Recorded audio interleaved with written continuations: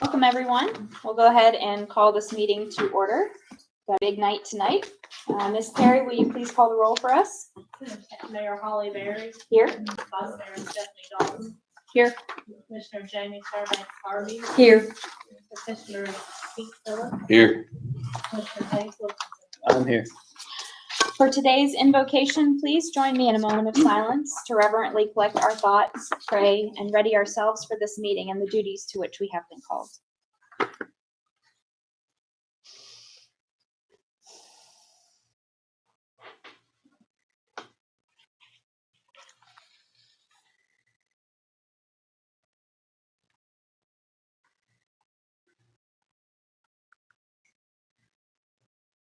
Thank you. Mr. Brennan, will you please lead us in the pledge? I pledge allegiance to the flag of the United States of America and to the republic for which it stands, one nation, under God, indivisible, with liberty and justice for all. First, we have consideration of the minutes for approval or correction for the April 30th, 2024 budget workshop. Any corrections? If not, do I have a motion to approve as written? I'll move. I have a motion from Commissioner Phillips. Do I hear a second? I'll second. We have a second from Vice Mayor Dalton. All in favor? Aye. Any opposed? Motion carries. Next, the May 7th, 2024 work session minutes. Any corrections? If not, do I have a motion to approve as written? I'll move. We have a motion from Commissioner Fairbanks Harvey. Do I hear a second? I'll second. I have a second from Commissioner Wilkinson. All in favor? Aye. Any opposed? Motion carries. Next, the minutes for the May 7th, 2024 commission meeting. Any corrections? Do I have a motion to approve as written? I'll move. We have a motion from Commissioner Fairbanks Harvey. Do I have a second? Also, agree. I have a second from Vice Mayor Dalton. All in favor? Aye. Any opposed? Motion carries. Last minutes, May 7th, 2024 beer board meeting. Any corrections? Do I have a motion to approve as written? I'll move. We have a motion from Commissioner Fairbanks Harvey. Do I have a second? I'll second. We have a second from Commissioner Wilkinson. All in favor? Aye. Any opposed? Motion carries. Next is my mayor's report. I want to thank you all for coming tonight for the first reading and vote on this year's budget. Thank you once again to the 4 individuals who attended all 4 of our budget workshops starting back in March. Remember, if any of you would like more details of what comprises each and every individual department budget, recordings of those 4 budget workshops are available for you to view at your convenience on the city YouTube channel. Don't forget about our very first Red Bank Community Movie Night this Friday, May 24th at the Red Bank Community Center. Clumpies and Chatter-Tater food trucks will be there. There will be free popcorn while supplies last and photos with Moana from 6 to 7 p.m. with the movie Moana starting at 7 p.m. The Red Bank Pool will be opening for the season this Saturday, May 24th, weather permitting. And the next Red Bank Community Food Pantry is Thursday, June 6th from 4:30 to 6 p.m. You can sign up to volunteer at their sign-up genius at redbankfoodpantry.org. And next, our report from Vice Mayor Dalton. Thank you, Mayor. Welcome, everyone. Happy National Public Works Week. We had a great time celebrating our Public Works crew last night and recognizing them for all of their hard work that they do for our city. I just wanted to give a special shout out because he tried to get away without getting recognized last night, but to our Public Works Director, Greg Tate, whose leadership is invaluable, and to Justin Hedrick, our Facilities Manager, on being the first recipient of the Public Works Red Bank Lion Award. Congratulations to everybody. On those special awards, it was quite a ceremony. Thanks. Thank you to everyone who came out and participated in the Parks and Recreation Master Plan presentation and public engagement session on May 14th. We had great turnout, got lots of thoughtful feedback. We'll get a revised draft once the Parks and Rec Advisory Board looks through those comments, and then they'll present it to us, and we will ultimately vote to adopt that at some point in time. Final reminder that the City of Red Bank's small area study on the former Red Bank the small area study survey on the former Red Bank Middle School property is still live. You can find it on the city's website, social media, or you can pick up a paper copy at City Hall. The deadline to complete it is May 31st. Please join the Red Bank Chamber Council at our meeting tomorrow, May 22nd, from 11:30 a.m. to 1 p.m. May is Mental Health Month, and our speakers will be Eddie Grant from NAMI, Dr. Shelley Provost from Big Self School, and Rocco Mansueto from Austin Hatcher Foundation. They'll be talking about fostering a positive culture of mental health in the workplace, and we'll end with a panel Q&A. Trust for Public Land is running a 3-part workshop series at White Oak Park in collaboration with UMass and supported by the City of Red Bank. You'll get to meet your neighbors, build benches, and plant trees at White Oak Park and at the Connector Trail. The series runs from 5 p.m. to 7 p.m. on 3 Saturdays, June 1st, June 8th, and June 15th at White Oak Park. And participants are expected to attend all 3 workshops. You can sign up at the registration link at the city's Facebook page. Happy summer break to all of our Red Bank students who are finishing up their last days of school this week. And finally, congratulations to the Red Bank High School class of 2024. It was an honor for me to attend their graduation ceremony this past Saturday and recognize all of their hard work. They set some new and incredible records for their school this year with a 97% graduation rate and over $2.2 million in scholarships. I just want to say we're so very proud of our students and proud to be in this community with them. And that's it for me. Thank you. Next, we have our report from Commissioner Fairbanks Harvey. Yes, thank you. Thank you for attending this evening. Red Bank lost a community champion this last week. Coach Jim Wolf taught boys physical education at Red Bank Middle School for over 2 decades. He coached alongside my dad, Skipper Fairbanks, as football coaches. Dad was the brain and Jim was the brawn. Jim was also a successful wrestling coach for the middle school. He is most remembered at football games for his famous words, "Get ready to hit somebody." He stated that at the Red Bank Middle football games, where the current property is vacant, and the current high school, Red Bank High School games. Jim, you will be missed. He lived on Meadowbrook. I joined my colleagues, Chief Seymour, Deputy Chief Wright, and City Manager this morning for the Chattanooga Leadership Prayer Breakfast at the Convention Center. We were all inspired by retired Secret Service agent, Mr. Chris Simpson, who served with 7 presidents. His life is a spiritual and motivating testimony. And as Mayor Barry mentioned, the community movie night will be Friday. You can get more with the website or ask Mayor Barry.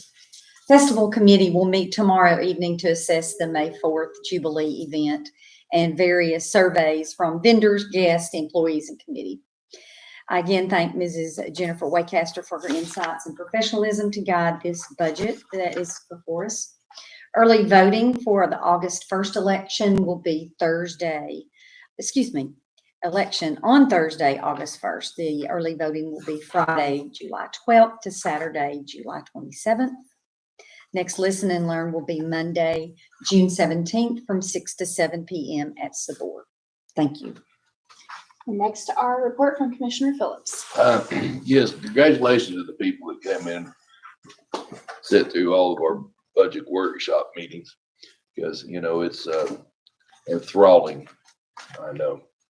Also, I enjoyed the commissioners at the parks meeting, the input thing over there. It was a good turnout. We had a good response. You know, it's amazing when you start advertising that we have things that are happening over here, how people will respond. So thank you all for your responses. And of course, we got the budget tonight. Bear with us. And just a reminder that April is Procrastination Awareness Month. As Pat said, so, and we'd like to put that in there. So thank you very much. And next, our report from Commissioner Wilkinson. I don't have a report tonight, but thank you everybody for coming out. Yeah, and thank you to the Public Works team for doing a great job week after week, day after day. Public Works Appreciation Week and every week. We appreciate it. And next we have our report from our city manager, Mr. Martin Granum. Thank you, Mayor. Good evening, Mayor and Commissioners. You all have ticked off all the things that Parks has in the works, but one honorable mention, Saturday, June 1st, will be Red Bank's first ever mini farmers market held at the Red Bank City Park from 9 till noon, and there'll also be live music, so that'll be a lot of fun as well. And lastly, I'll just note, please, that the city offices will be closed Monday in observance of the Memorial Day holiday. Woohoo! All right. Thank you very much, Mr. Granum. We have no unfinished business, so we're moving right into new business. And the first item of new business is a public hearing and consideration of ordinance number 24-1259, an ordinance of the city of Red Bank, Tennessee, amending the zoning ordinances and maps of the city to rezone property located at 309 Morrison Springs Road from R1 residential to C2, R1A residential, to C2 commercial. First reading. Deputy Director Johnson. Thank you. Good evening. Thank you. The owners are here as far as the M&J Liquor is the existing business. They are proposing and are actually under contract for this particular piece of property to purchase and to actually build a brick and mortar structure. The property owner, Ms. Elaine Harris, we did receive notification from her that she was fully aware of the request and was supportive of the rezoning. It is also identified in their closing documents or their preliminary documents to purchase the property. Making a note, I think we mentioned it in work session, the caption had formerly read R1 residential. That property is actually zoned R1A. Your zoning map is correct, but the text of the document is what we need to amend and correct. And I want to bring something to your attention in work session. Commissioner Phillips had asked me a question, what was the main difference between R1 and an R1A? So I did go pull the zoning ordinance. The allowed uses are very similar in nature. The biggest difference is the square footage for a structure that goes in. R1 is actually at a minimum of 1,400 square feet, and R1A is 2,000 square feet. So that's the biggest difference that you see. In a land of 1,200 foot house. That's true. Yes. Thank you for that clarification, Deputy Director. The Planning Commission did review this request. It does come to you with their recommendation. They did hear it back on March 27th of 2024. Staff has reviewed it. The proposed zoning is in harmony with the adjoining property. We have Hardee's, which is already zoned for commercial on the adjacent side to where this property is being proposed for development. Okay. There's no special exceptions or anything like that needed or anything like that. That's just pretty clean then, right? As it's currently being presented, Yeah. again, we haven't received a site plan, nothing's formally to the Planning Commission until it gets rezoned, but Sure. as it's being presented, that is the plan. It is already an allowed use in the zoning. And you mentioned in the work session also that Stormwater has been reviewing the site for future site plans. Yes. So there's several steps along the way, but obviously the first one is for it to be appropriately zoned. And that's for staff to be able to commit to it, as well as the applicant. There's significant resources that go into just putting plans on paper for review. But yes, it will include a heavy review from our stormwater team to make sure that it's going to be in harmony with what we have and where we're going. All right, and I understand the applicants are present. Yes. Hello. Would you like to come up?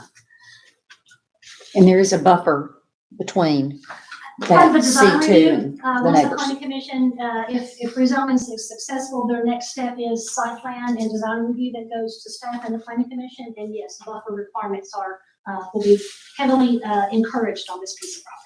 It is currently completely undeveloped, right? Correct. Okay. And it's like wooded, forested kind of? It's, I would define it as a wooded lot, Okay. unimproved wooded lot. Okay. Thank you. Thank you. Welcome. Thank you for joining us today. Thank you for having us. Yeah, and thank you for planning this investment in the city of Red Bank. We appreciate it.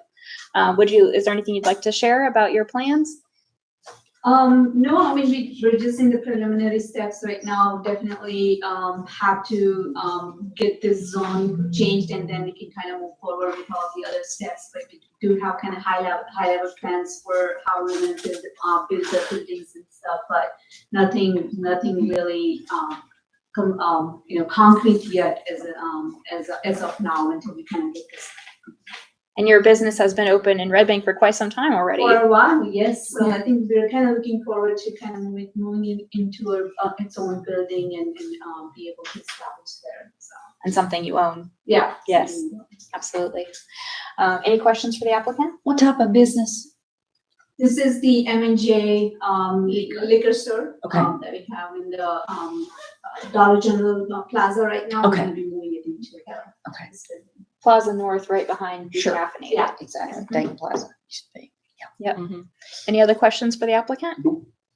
All right, well, thank you very much, and I'll open the public hearing.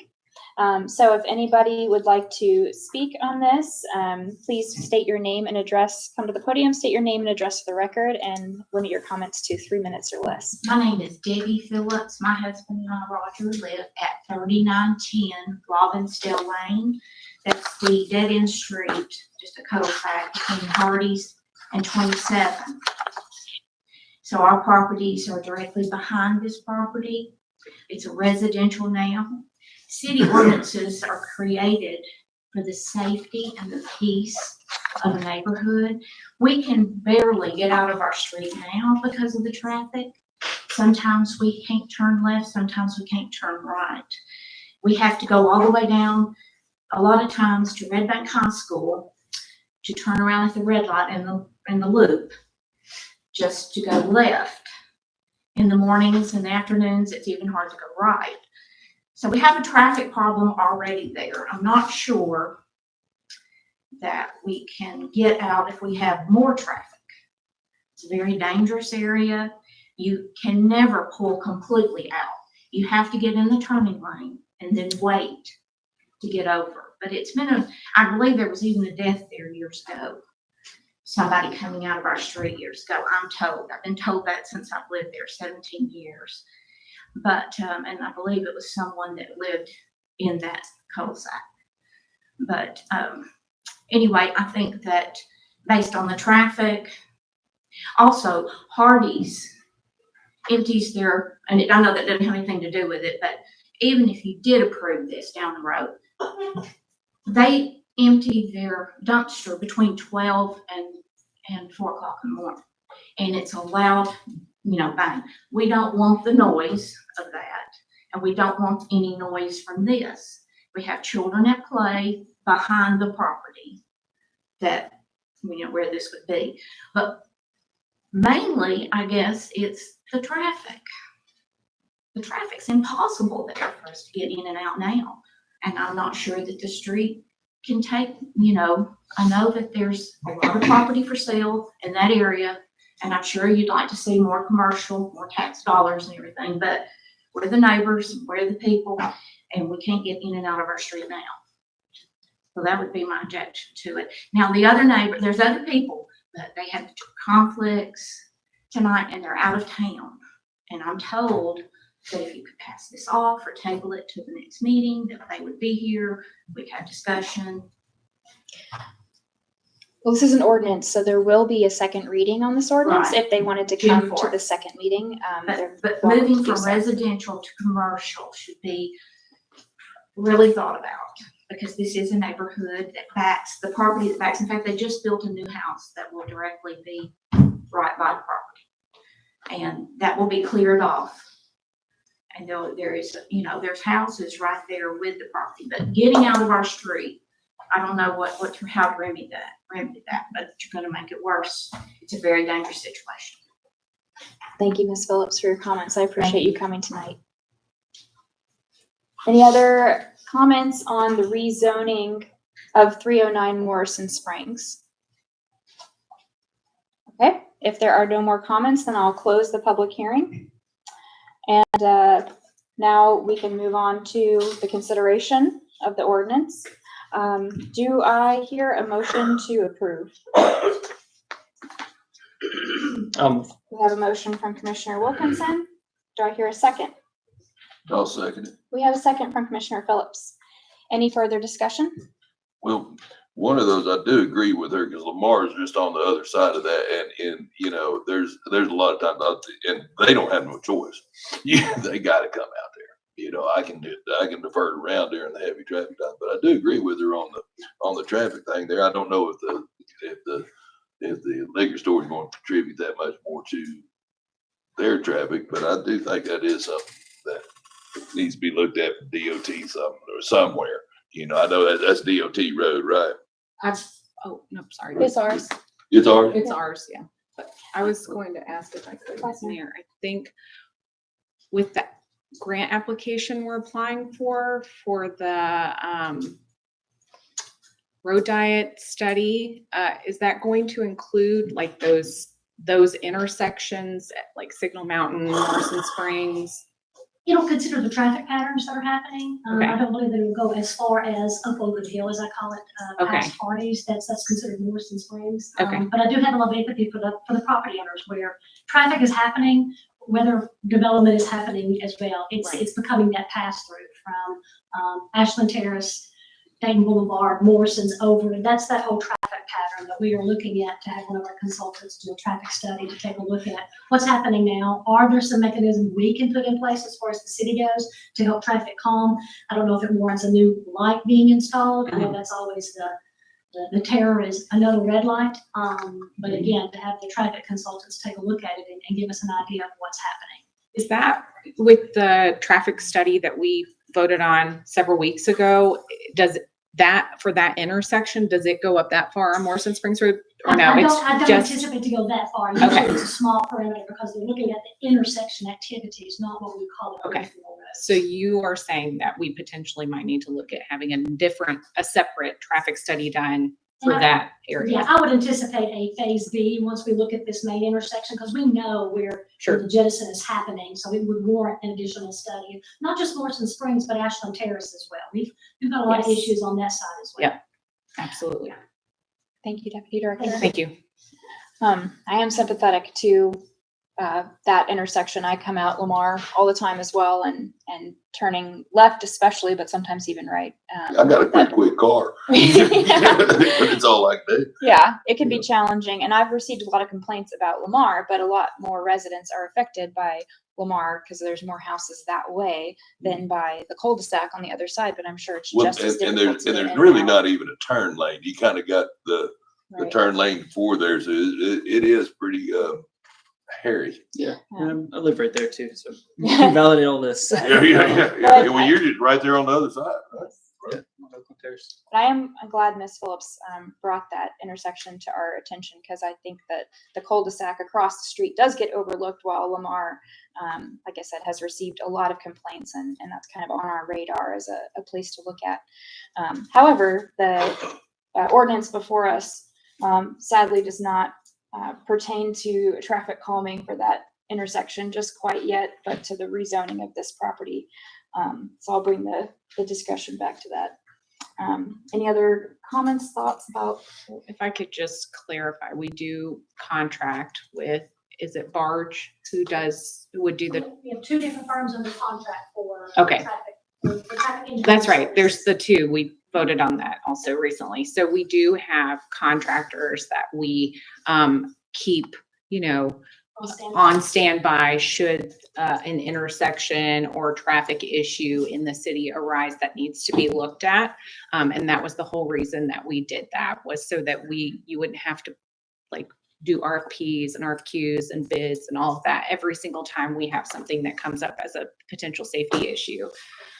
So that definitely can be looked at and will be looked at separately from this. I just wanted to clarify that for the public. Yeah, thank you, Vice Mayor. Any other discussion of this ordinance from the board? Okay, if there's no more discussion, then we just had our public hearing. Then I'll ask Ms. Perry, could you please call the vote for us? Mayor Mary, Yes. Vice Mayor Dalton, Yes. Commissioner Fairbanks Harvey, No, Commissioner Phillips, Yes. Commissioner Wilkinson. Yes. Motion carries on first reading, and again, there will be a second reading at our next meeting, the first Tuesday in June.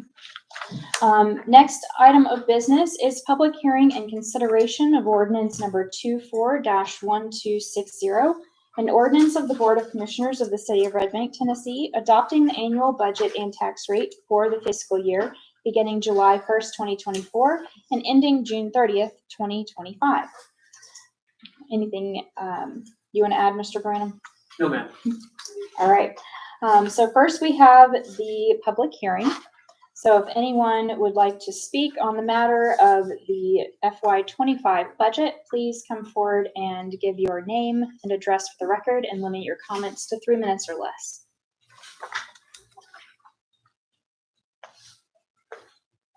Okay, if there are no public comments, I will close the public hearing and we can move on to consideration of the budget. Do I hear a motion to approve? I'll move. We have a motion from Commissioner Phillips. Do I hear a second? I'll second. We have a second from Commissioner Wilkinson. All right, any further discussion of the board?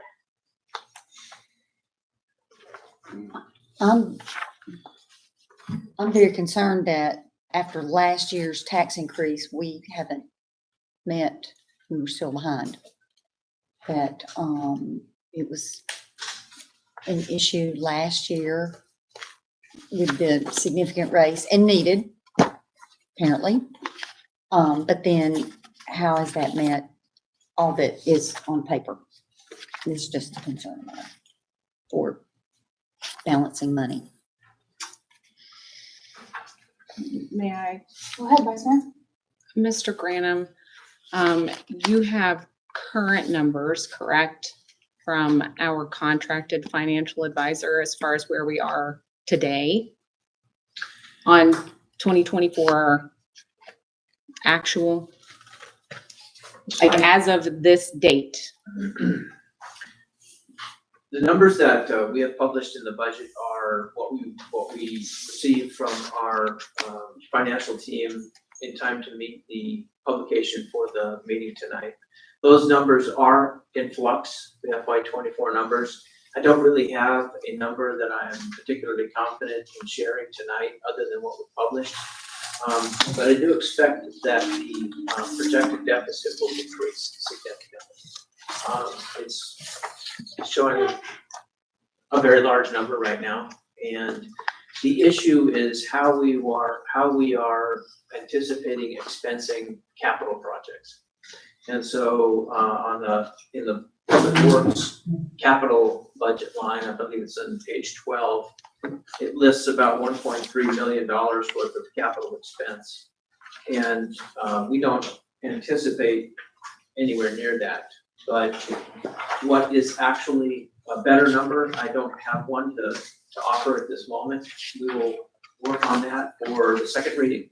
And the second reading should have a much more accurate FY24, that is the current year-end number, which rolls forward to the beginning fund balance for FY25. Thank you. So just to kind of reframe what you just said, that those numbers on page 12 under the capital projects are not accurate as to what has been spent currently in this fiscal year. Is that correct? That's correct. Yep. Those are the total amounts for those TDOT projects that have not, we've only just expended a small amount on like pre-construction, is my understanding. And so it is nowhere near the full amount of each of those projects. The Low Water Bridge, ADA Yes, improvements, those are not true expenditures baked into the 24 actual budget. Those were projections for the cost of those. And, you know, we're in the midst of a change of CFO, and there's different ways of looking and interpreting. But the actual expenses on those capital projects for the current year is right now at $121,000. That's a far cry from $900,000. from $1 million. That's right. That is the actual expenditure is $121,000. So when you pull those out, any deficit that you see just practically goes away. Right. Now, those will be baked into, you know, we do have contracts in place with TDOT for ADA sidewalk upgrades on the south, paving Dayton Boulevard from Browntown to Gad Road, the Low Water Bridge replacement project, which everybody knows has to be done. We've been under contract since almost 6 years. Yeah. 5 years for those projects. You know, there's a whole process where right now we've just done the environmental study for Low Water Bridge. We paid a little bit out here, a little bit out there, to the tune of tens of thousands of dollars over the last 2 years.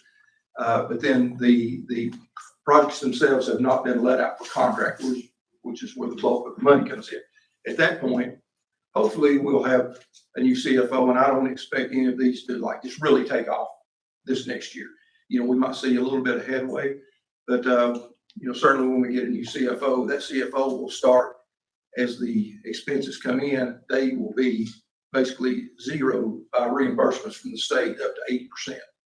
So looking at those total numbers that you're seeing in the capital lines there they're just inflated, you know, right now based on the total cost of the projects. So with what you just said, so TDOT, it's 80% reimbursement, right, from the Yes, state. That doesn't necessarily come at any particular time in the Right. year. We apply for it and then eventually they get around to reimbursing us, right? But of like those numbers that are there on page 12, ultimately we will only be paying 20% of the total cost of each of those projects, correct? Yes. And am I also correct in that the funding, and I may not be, that the funding for that 20% comes from the state street aid fund and not the general fund? Exactly. If you go back to previous years and the resolutions that have come to approve for us to apply for these projects, for these grants, you know, the commission has approved resolutions in the past, and the wording in everyone that I've been party to has said that the city's contribution would come from state street aid funds, which I have baked into the 25 budget to offset those costs. It's baked into our 2025 budget. You know, if we do start seeing those bills start trickling in, you know, and they're not going to come, the contractors aren't going to come and say, you owe me $400,000. You know, they're going to go and do a phase of work and send us incremental bills. And then TDOT has requirements. You can only submit one request for reimbursement per month. And our previous CFO, what he liked to do is he liked to wait till toward the end of the month and send in several invoices to get maximum benefit back. And sometimes that worked, sometimes it didn't, because if they found one little glitch, they would kick it back, which would put it into the next month. So it's a long tedious process.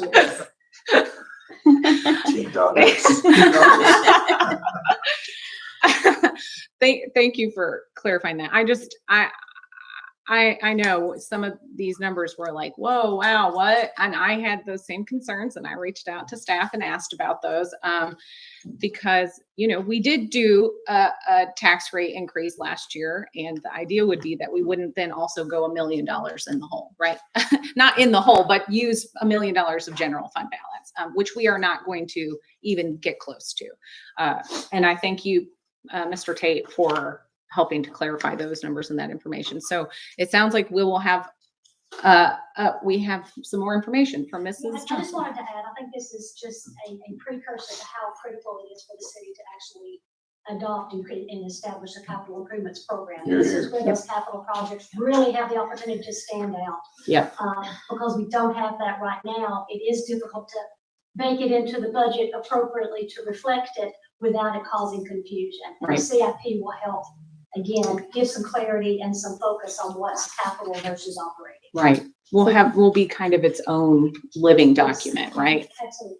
Can be very confusing and taxing on staff to have to try to predict and look into a crystal ball to predict when these individual invoices might be billed at what rate and in what fiscal year they might fall in. Because as Director Tate pointed out, all of the TDOT projects that you mentioned predate anybody sitting up here.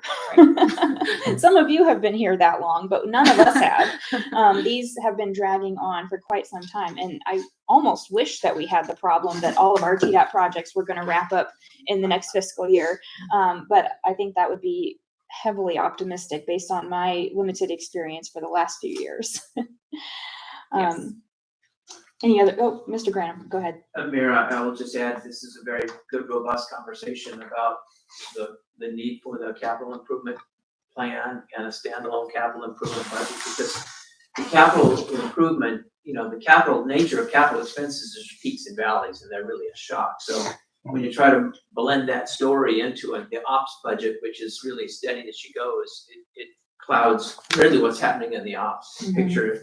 If our ops spend rate was generating a $940,000 hole, we'd have to start laying people off right away. We'd sound alarm bells, but that's just not what's happening. The ops, the burn of our ops dollars is very steady. And that's just kind of the nature of the beast, frankly, in municipal service. Our staffing is stable, our equipment is stable, our capacity to spend money is really fairly inelastic on the ops side. It's the capital side is where you get big shocks, big bills from TDOT. When you buy 6 police cars and when you. Well, that's why we borrow and spread that out over 4 years. It smooths the shock to the ops budget when you prudently use debt. The other thing I wanted to highlight, really for the commission and the public, was the importance of a general fund balance that's healthy.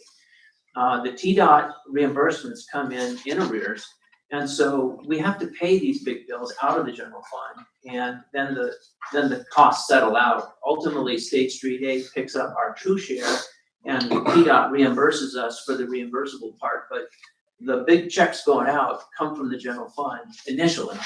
And that's why a very healthy fund balance really facilitates all this. And I do want to point out, we do in fact have a very healthy fund balance. This is correct.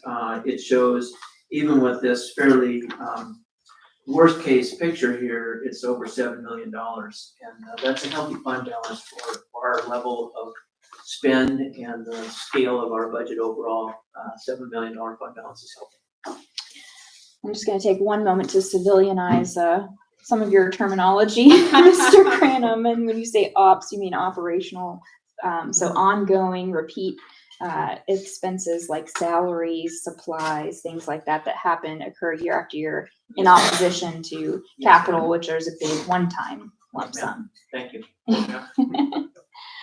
All right, Vice Mayor? I was just for my fellow colleagues, I asked staff, Ruthie Rowan, the former city recorder and now interim CFO, to pull some budget numbers just from the past several years to put in the form of bar charts to help us look and see what that's looked like over the years. So she went back to 2012 to the current year, to the current year, 2024, fiscal year 2024. And there's 2 different charts here you can see starting in 2012. This was the projected use of fund balance in adopted city of Red Bank budgets by year. So this has been done for years and years, going back to 2012 and beyond that, but that was as far back as she pulled the audits for me and pulled those numbers for me. But you can see that it fluctuates. We've had anywhere from $95,446 use of fund balance to $1.378 million use of fund balance, in 2015. And so this is how we have operated, creating budgets and adopting budgets. And then this is actually a comparison in those same years of what our beginning fund balance was and our ending fund balance was in each of those years with the audited numbers from Johnson, Murphy, and Wright.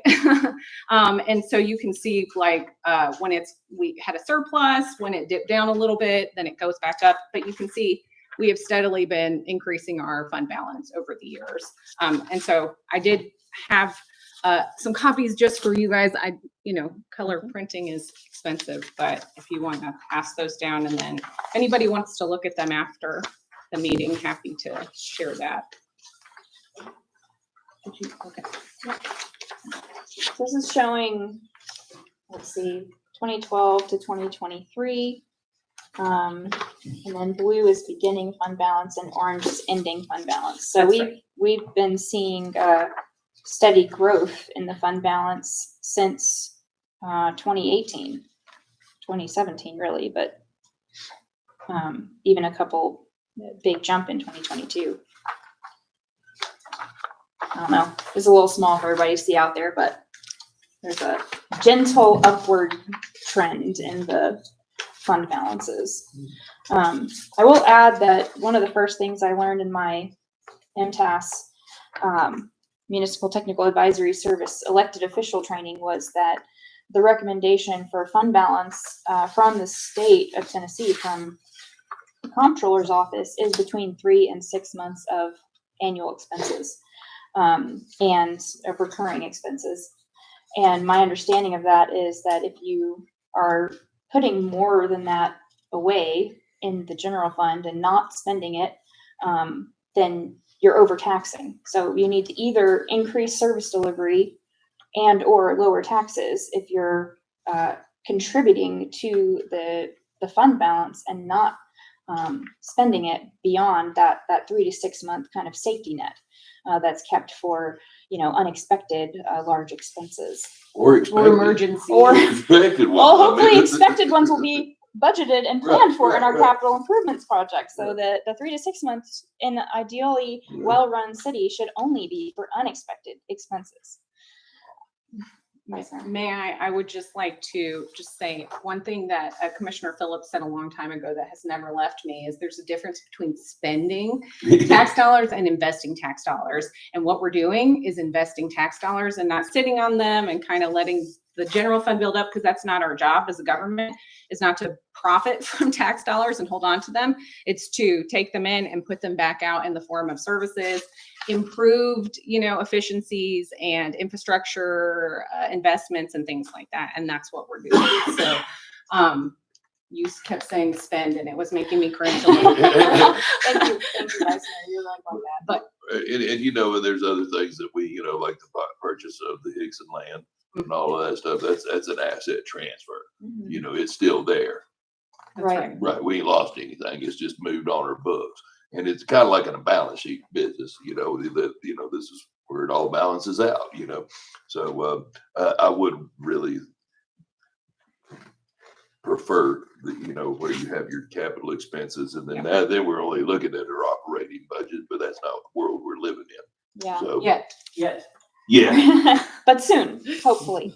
I do recall from our previous, at least our previous audit report, maybe our previous several audit reports, that a comment that was given in the summary that, most of the big expenditures have been investments in capital. We had a $500,000 fire truck not too long ago, and then, like you said, some property purchases. So these things are hopefully, on their way back to Firefighting equipment, residents. the out here. rescue truck and the new tools on the rescue truck, which, True. there's been a lot of investment made.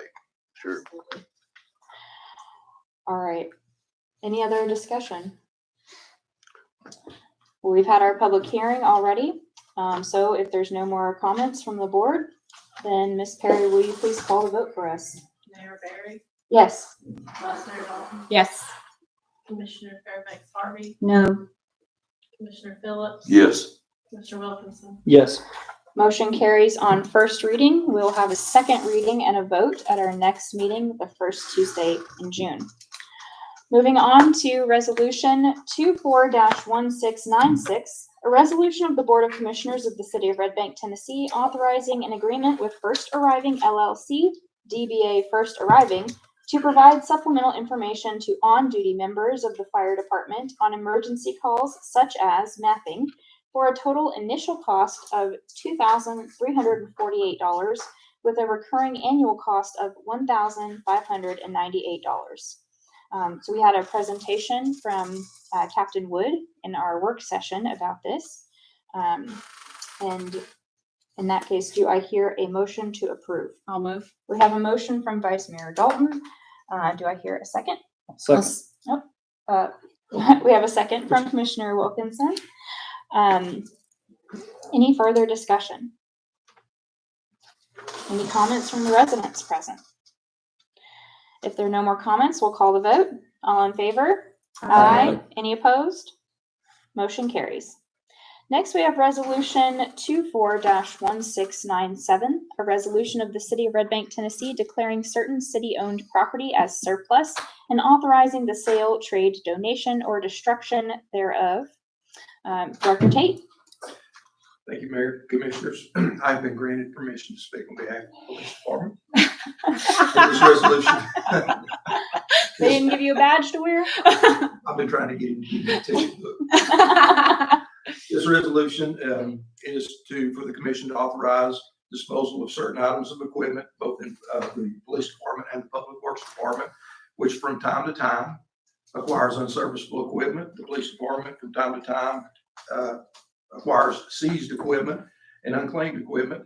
And the process for disposing of that is through a commission-approved auction company, either Gov Deals or Compass Auctions, which was recently approved a few months ago. And we're asking your permission. The list that's provided in your packet is a list of equipment from both departments that we're requesting disposal, and both departments are going to utilize Compass Auctions this go around for this disposal. Is this your first time using Compass for It this is, round? is it yours? Yeah. Well, yes, it is, because the commission just approved the resolution, so yes, it is. Nice. All right. Do I hear a motion to approve? I'll move. We have a motion from Commissioner Fairbanks Harvey. Do I have a second? I'll second. We have a second from Vice Mayor Dalton. Any further discussion? Any comments from the residents present? If there are no more comments, I will call the vote. All in favor? Any opposed? Motion carries. Next is Resolution 24-1698, a resolution of the Board of Commissioners of the City of Red Bank, Tennessee, authorizing an agreement with Johnson, Murphy & Wright for the performance of an annual audit in the amount of $44,750 and a single audit in the amount of $6,600, if required, due to grant funding by outside independent auditors in the amount of $51,350. Do I have or Ms. Perry, anything you want to add for anybody that wasn't at the work session? Pretty straightforward. It's an annual requirement from the state of Tennessee. May I ask a question? Please go ahead. What does it mean by an outside independent auditor? Is that within the company of, Yeah, we can't audit ourselves. is that So- Johnson, Murphy and Wright? Awesome. Oh, okay. The way it works is, the comptroller's office actually puts out a list of auditing firms that we can go to, and they're on that list. And we get to choose which one, but, they're all vetted by the comptroller's office. Okay, but this one in the same, as far as that's a descriptor of it. Okay, Yeah. that's it. Thank you. All right. Do I hear a motion to approve? I'll move. We have a motion from Commissioner Wilkinson. Do I hear a second? I'll second. We have a second from Commissioner Fairbanks Harvey. Any further discussion? Any comments from the residents present? If there are no more comments, we'll call the vote. All in favor? Aye. Any opposed? Motion carries. Next is Resolution 24-1699, a resolution of the Board of Commissioners of the City of Red Bank, Tennessee, authorizing a contract with Bolt Builders LLC to construct a 12x10 unisex restroom at the Joe Glass Clark Red Bank Community Center Outdoor Playground located at 3653 Tom Weathers Drive for an amount of $155,962. Director Tate. Thank you, Mayor. Commissioners, this resolution is for the allowing the Public Works Department to enter into a contract with Bolt Builders for the construction of a unisex restroom at the Joe Glasscock Community Center. It will be fully outfitted with AD accessible options, including changing tables for both children and adults. And this was a budgeted item. There is also a $24,000 Red Bank Saudi Daisy Charitable Foundation offset for that to pay part of this cost.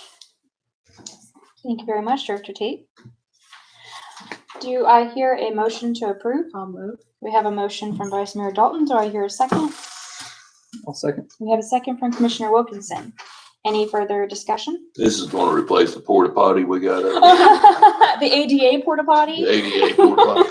Will it be in that same spot or No, ma'am. closer No, to ma'am. the parking lot? It's going to be moved, if you're facing the playground, it's going to be moved to the far edge of the existing playground. And that way, when we go into future development, it'll be more centrally located. Okay. And we're going to connect it with a series of sidewalks. Right now, the scope of work for this construction just includes one sidewalk from the parking lot for ADA accessibility, but in future plans that we have, there's going to be additional sidewalks in various areas that will connect to it. Okay. Any other questions for Director Tate? All right. Any comments from the residents present? And just to clarify, we mentioned this in the work session, there are currently public restrooms, sort of public restrooms inside the Red Bank Community Center, but they're only accessible obviously when the community center is open and unlocked for public events. Most of the time that center is locked or rented out for private events. So this restroom would be publicly accessible to anybody using the playground at any time. All right, if there are no more comments, we'll call the vote. All in favor? Oh, I'm sorry. Ms. Abercrombie. Oh, Andrea Abercrombie, 409 East Midvale.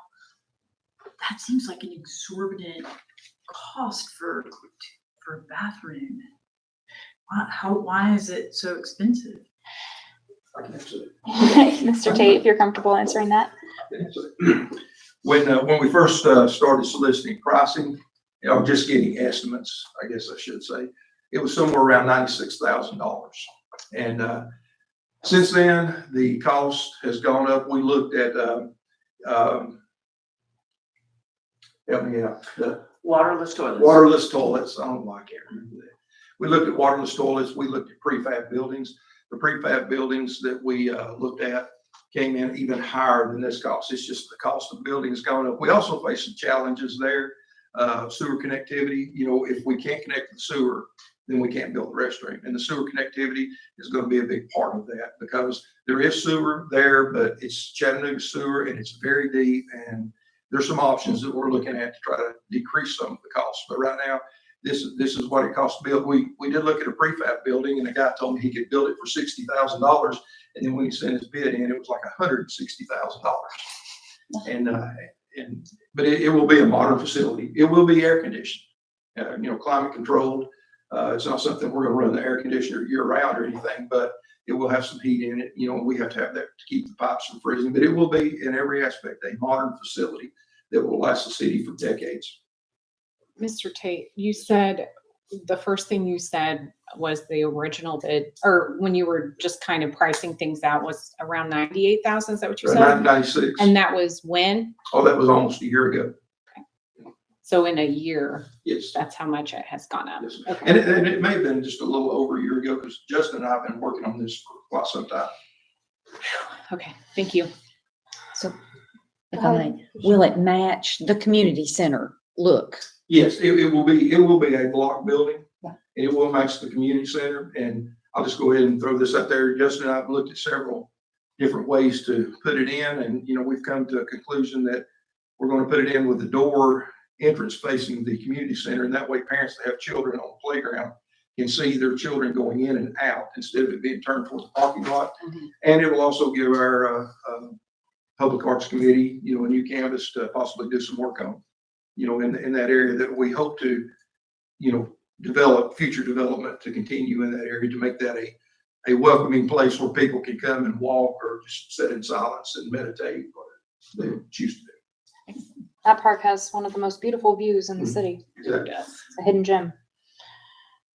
Any other comments, thoughts? Okay, in that case, we'll go ahead and call the vote. All in favor? Aye. Any opposed? Motion carries. Next is Resolution 24-1700, a resolution by the Board of Commissioners of the City of Red Bank, Tennessee, authorizing a contract with Patriot Concrete to construct a connecting sidewalk and a pedestrian crosswalk in the vicinity of 701 East Midvale Avenue to connect the existing sidewalk at White Oak Park to the Stringers Ridge Connector Trail entrance in the amount of $62,496.70. Director Tate. Thank you, Mayor. Again, this resolution is for the commission to authorize us to enter into an agreement with Patriot Concrete to construct a sidewalk from White Oak Park to the Stringers Ridge Connector Trail. This will be a very nice sidewalk. It will have some pedestrian safety built into it, and we will be able to future develop it with pedestrian crosswalk lighting that is not part of this. Again, this is one of the items that a year ago we got pricing. We had 3 quotes come in. This was the lowest, and the highest quote met with Justin probably 6 to 8 months ago and told him that he could build us a sidewalk for $42,000. Well, when that company put in submitted their bid and we opened bids, if I remember right, theirs was double that. It was like $84,000. So Patriot Concrete was the lowest bidder that met our scope of work. And this was a budgeted item. And this will be ADA accessible ADA, crosswalk, yes. thermoplastic, crosswalk striping. Yes. Question. Is it going to match the width of the walking path that goes up into White Oak Park? No, sir, it will have a termination at the entrance. Mm. We did look at concreting the entrance there, just across the front of it. And that was gonna put it $100,000 or so to do all that, because there was gonna be some grade work. It's gonna come down on the side of White Oak Park that exits through the gates, and it's gonna come down into some of our residents here. It's gonna come down near their house, and there's gonna be an ADA transition point that's gonna go across the street below where the house that sits on the hill. We have enough right of way there, and then it's gonna come and terminate at the connector trail entrance. And it will be a very easy termination. And it gives us some options if we do wish to come back, future capital projects, give us some options to connect to it and just make the whole area better. But for right now, with the money that we had, this I hope will turn out to be a very nice sidewalk and give us connectivity from the trail to the park. Are they a local company? Patriot Concrete? They are, yes, I think they're in North Georgia. I think they're, Close, yeah. Do we know what the nighttime lighting is in that area? Justin, I don't know if they've moved it yet, but Justin asked APB, there's a light on the opposite side of the street coming out of the park. There's a pole there that had a light on it. And Justin asked them, because the pole had to be moved to put the sidewalk in. So they were moving it to the entrance to the connector trail to light up that whole area right there. I don't know if they actually got it moved. He did tell me today that they took the old pole down, but I don't know if they put the new one up yet. But there will be a street light mounted there illuminating that entrance. Yes, ma'am. Once it's Yes, ma'am. completed. And if it's insufficient, we can have another one put in. Thank you very much. Any other questions for Director Tate? Is this that invested money or spending money? Good question, trick question. Investing, reinvesting in our community. All right, in that case, do I hear a motion to approve? I'll move. We have a motion from Vice Mayor Dalton. Do I hear a second? Second. We have a second from Commissioner Wilkinson. Any further discussion? Any comments from the residents present? Me again. Thanks for that explanation. I would like to comment on that light that EPB put in. I lost a lot of sleep last night because of that light, Oh. because it shines right in the window and it like it lights up half of my house inside. I don't know if there's anything that can be done about that. It's been dark all this time, which is kind of nice, but now it's like super bright. Yeah, We pay the bill, but it's EPB's light. but we- I was thinking about my slingshot. Don't do it. Let us do it. Okay. We did actually just have a conversation about light beaming in someone's private home, and EPP was able to put a hood in on that light, so maybe something similar would be a possibility here. All right. Go ahead. One more. Oh, please come forward. Okay, the park, pardon me, Van Wheeler 427 Antelope Trail. The park closes at 7, does it not? Is there not a sign? 10. It's 10. White Oak Park does. White Oak Park, that's what I'm saying. And that's where the light is, correct? The light is on the road at the Stringers Ridge Connector Trail. Okay, so it's not down there as you go into the park. No, ma'am. Okay, sorry. Thank you. That's clarified. Yeah, hopefully not too many people are out Stringers Ridge after dark because it's a bit uneven terrain, but I'm sure I've gotten out on a hike past dark before and ended up returning in the dark, so it was appreciated. Any other comments from any residents present? All right, any more discussion? If there's no more comments, we'll call the vote. All in favor? Aye. Any opposed? Motion carries. Last resolution is number 24-1701, a resolution of the Board of Commissioners of the City of Red Bank, Tennessee, authorizing an expenditure in the amount of $29,572.19 to the Electric Power Board of Chattanooga, EPB, for repairs to Highway 27 lighting located in the city of Red Bank. Director Tate. Thank you, Mayor. I will kind of refresh everyone on this for those that may not have been here before. The city of Red Bank is responsible for maintaining lights on the Highway 27 corridor at the Red Bank exit and the Signal Mountain Road exits. We own the lights on this side, Chattanooga owns the lights on this side, and we're responsible for maintaining those lights forever. We've had them repaired in the past, but now that they've been converted to LED, the cost has gone up for having those repaired. This cost is something that we budget for in the State Street 8 budget. You'll see there's a line item there that says street lighting. For the last several years, it's had $87,000 in street lighting that pays the bills and repairs. We didn't anticipate a bill this large, to come. It was necessary because of safety, public safety. That area is very dark at night when the lights are out.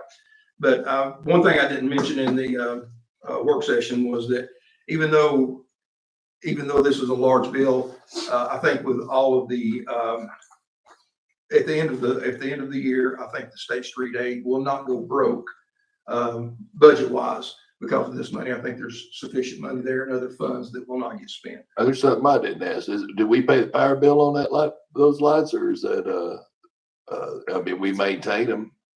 Because at least while we vote LED, yes. then we're gonna be saving We an have- ROI on 5 years on that. Right.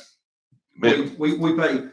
We have a list this long of lights that we pay for, and those are on like their own separate account. Okay. But we do, they don't really consume a lot or cost a lot, and even less now that they're being switched to LED. Any other questions for Director Tate? There's 2 on the Signal Mountain Road and 2 for the Red Bank. There's 3 at the Signal Mountain Road exit and 2 at the Red Bank exit. I see it on the ground. Okay. All right. Thank you. Any other questions? Okay, thank you very much, Director Tate. Any further discussion at all? Any comments from the residents present? If there's no further discussion, then we'll call the vote. All in favor? Aye. Any opposed? Oh, I'm sorry, I didn't motioning take the for that? motion in second. I'm sorry. Let me back that up. Do I hear a motion to approve? Well. I have a You got it. motion from Commissioner Fairbanks take a second. Harvey and a second from Commissioner Wilkinson. My apologies. And now that we've had a proper motion and a second, we'll call the vote. All in favor? Aye. Any opposed? Motion carries. Thank you all. All right, we have reached the time for citizen comments for items not on this agenda. Mr. Granum. Thank you, Mayor. This is the time for citizen comments. Please observe these rules. Comments are limited to 3 minutes or less, and the city recorder will operate the timer visible on the dais. Please respect your direction and conclude any comments as time expires. Comments should be addressed to the board as a whole and not to a particular commissioner, city staff, or the audience. The commission is here to listen, not necessarily to respond or engage in back and forth, so please do not expect to reply during public comment. At this time, citizens are invited to the podium. Please begin by stating your name and address. All right, if there are no comments, then. Wait, I had a Oh, question. I did have a question. I'm sorry. Yes. The length of time that a resident has to speak at the work session is 2 minutes, Yes, ma'am. and then 3 for the commission Yes, meeting. ma'am. Okay. And that's really just due to availability of time. The work sessions are a lot tighter, so we set it at 2. Just getting clarification. Yeah. All right. Thank you, Commissioner. All right, any residents who'd like to speak for items not on tonight's agenda? All right, if not, then do I hear a motion to adjourn? I'll move. We have a motion from Commissioner Phillips, and do I hear a second? I'll second. All right, all in favor? Aye. Meeting adjourned. Thank you all. Thank you for the printout, Vice Mayor. I don't know, somebody ran out with my gavel. I'm sorry. Thank you. Thank you for the printout. You're welcome. Thank you. It's Correct. just easier to look at when it's like a visual. Visual. It And helps too. me And look year by year. at it Yeah. better.